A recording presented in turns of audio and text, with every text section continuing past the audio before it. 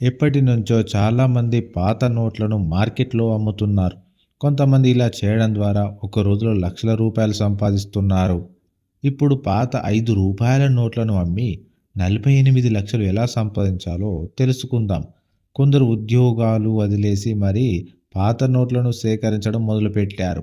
మరికొందరు సీరియల్ నంబర్లతో పాత నోట్లను సేకరించి ఆన్లైన్లో లక్షల రూపాయలకు అమ్ముతున్నారు.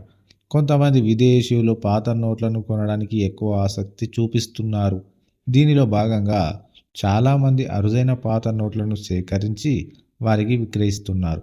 ప్రస్తుతం మార్కెట్లో అత్యధికంగా కొనుగోలు చేయబడిన పాత నోటు 786 సంఖ్యతో ఉంది.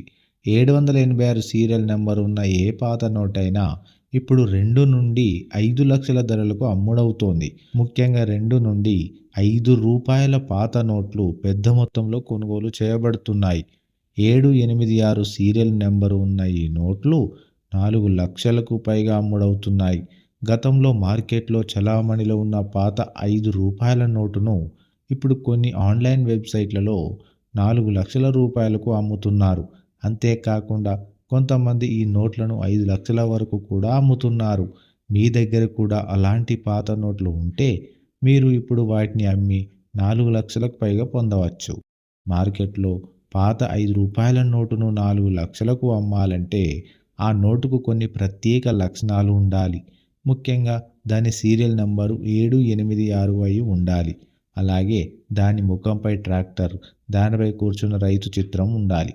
అప్పుడే పాత రూ. 5 నోటును మార్కెట్లో 4 లక్షలకు అమ్మవచ్చు.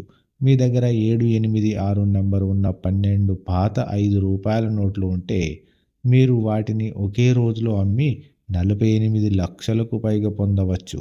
అయితే వీటిని విక్రయించడానికి మీరు ముందుగా క్విక్కర్ వెబ్సైట్లో నమోదు చేసుకోవాలి. రిజిస్టర్ చేసుకున్న తర్వాత వరుసలో ఉంచిన రూ. 5 నోట్ల ఫోటోలు తీసి అప్లోడ్ చేయాలి. ఇలా చేస్తే వాటిని ఇష్టపడేవారు మీకు ఫోన్ చేసి అమ్మమని అడుగుతారు. ఒప్పందం కుదిరితే వారు డబ్బు పంపిన తర్వాత మీరు నోట్లను పంపాలి.